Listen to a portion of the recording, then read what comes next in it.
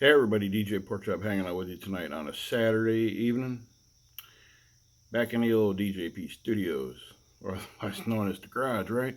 We all know that by now. All five of my viewers, you know who you are. Tonight's video, we're going to talk about the controller for the Boston Scientific Stimulator, spinal cord stimulator, which I don't happen to have my controller in hand. It's in the house. I forgot it in the house. Uh, what about it? I've, I've seen it come up in the group. I always talk about old buddy Joseph Borg's group over there on Facebook, and I've seen it come up over there, and I've been asked numerous times, what happens if you lose your remote? How do you get a new one? How much does it cost? Etc. etc. Now, please keep in mind, I know nothing about Nevro or none of them other brands. Only thing I know about is Boston Scientific, and I'm not real sure exactly on the cost, such as for mine example, because mine's been out for a few years now. It was like state of the art whenever I got mine, but it's been out a few years now. Well, what four at least that I know of. So prices have come down. So what do you do?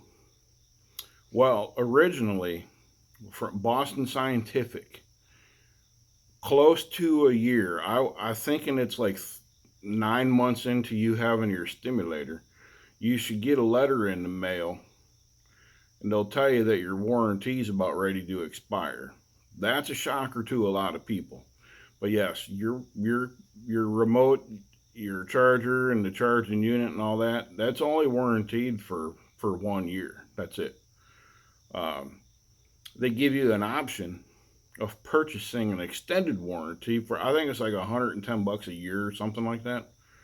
Uh, a lot of people don't do it, and then they're shell shocked when they go to purchase a new item and they see the price of it. It's extremely expensive. I think my controller now, it's the white one with the little screen on top. I think that one's going for like $1,000 now, just for the remote.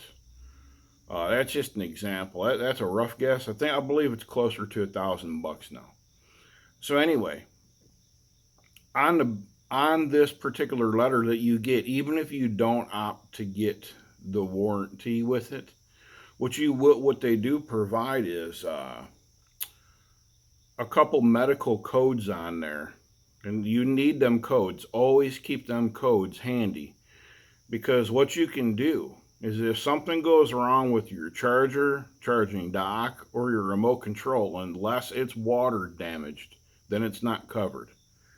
A lot of times what you can do is get a hold of your insurance company and ask them if they cover durable medical goods. That's what that's called, durable medical goods. And if they tell you yes, what are you looking for? You can give them those medical codes that Boston Scientific provides to you, which is really handy to have. So keep those medical codes handy. They were on the back side. I had to think about it for a brief moment. The back side of the letter that I received from Boston Scientific. What's another way? If your insurance don't cover, is there any other way? Sure, you could pay for it out of pocket, but but it's going to be expensive to buy brand new. Another option is to go to somewhere like eBay. Now, I know a lot of people get spooked off by that. What if it don't work? This, that, I get scammed out of my money, so forth and so on. Be a smart shopper. They're like $1,000 brand new. I've seen them go, like for my controller, for example, I've seen them go for anywhere from like $90 all the way up to 450, 600 plus dollars for a used one. Uh, at like 650, $700, I'm probably chipping in and just buying a brand new one at that point. But that's just my personal opinion. So anyway, this is the whole meat and potatoes of the video. Because let's say that you couldn't get it through your insurance. Let's say you can't afford to outright buy it brand new, but you find a good deal on eBay.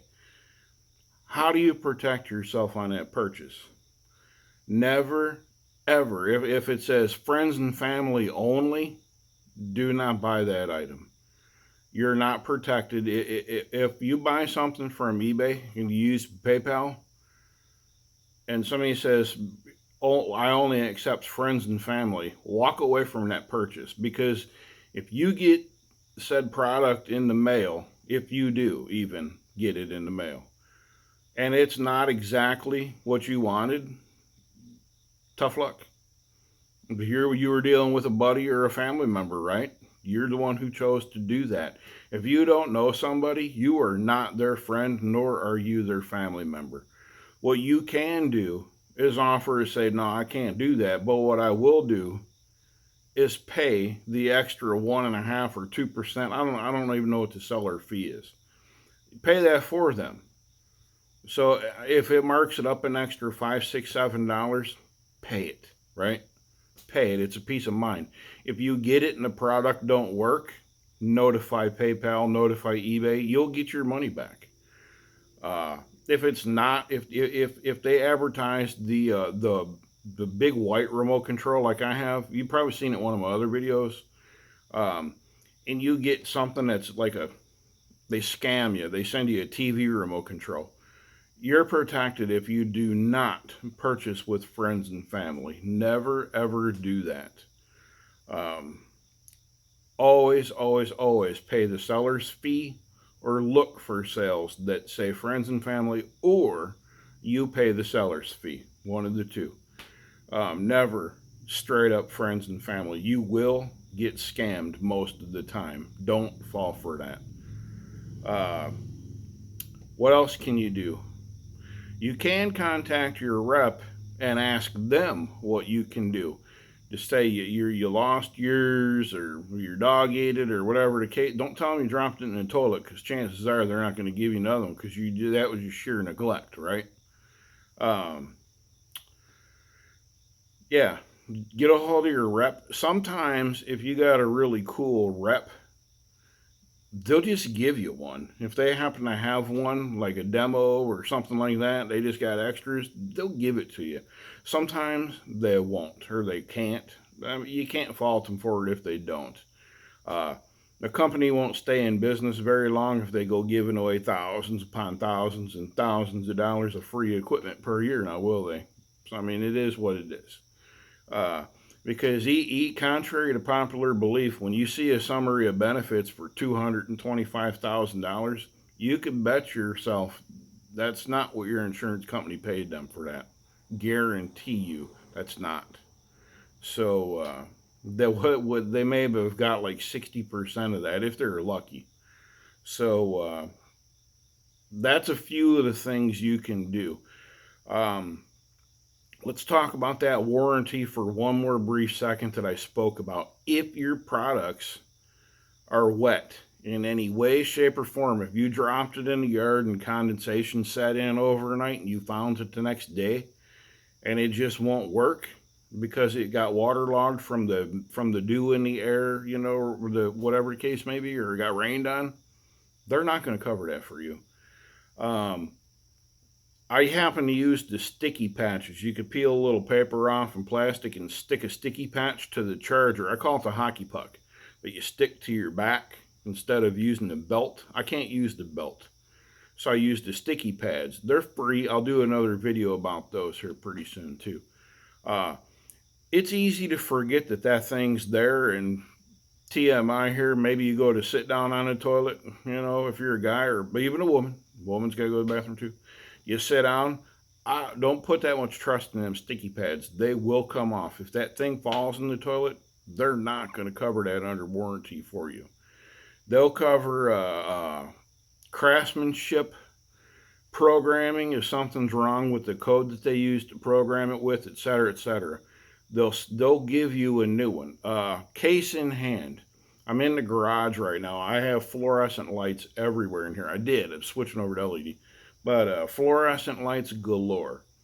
My remote control wouldn't talk to my generator in my back, no matter how close I had it. But I didn't put two and two together.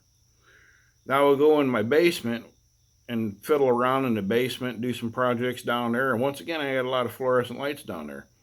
My remote control wouldn't communicate with the generator in my back. Now I'm starting to think about it a little bit. So I go somewhere else that's got a lot of incandescent bulbs, and it works perfect no matter where I go. Or LEDs for that matter. But as soon as I got back near fluorescents, big long fluorescent shop lights, it wouldn't work. I called Boston Scientific, talked to one of their engineers. I talked to a regular person that answers the phone. They put me on the line with an engineer. Spoke with the engineer, and they're like, no, well, that's not right. Man, we appreciate you taking note of all that. I ran through a list of all the notes I took, where I was, what I was doing, what was around me. They sent me a brand new remote control in the mail. I had it like 2 days flat. I pulled it out, turned it on. It immediately Bluetoothed to my other one. All my programs, everything, I was able to, made sure I got near fluorescent lights, worked as good as could be. I sent the old one back and never thought twice about it. So, I mean, they'll work with you, but it is what it is. I mean, so that's a few of the things you can do to get a new remote control. Once again, if you go the eBay route, please protect your purchase. Do not pay friends and family. Look at a few different sales and get the cheaper. You can get a feel for the prices if it's going way too high, or if you find one for like 20 or 30 bucks, you might want to pass that up. But who's to say? You might be getting a spectacular deal. But anyway, I'm gonna go ahead and get on out of here. I'm over the 10-minute mark where I wanted to be originally. Appreciate each and every one of you. Don't get scammed. Take care of yourself, everyone around you. We'll catch up with y'all later. See ya.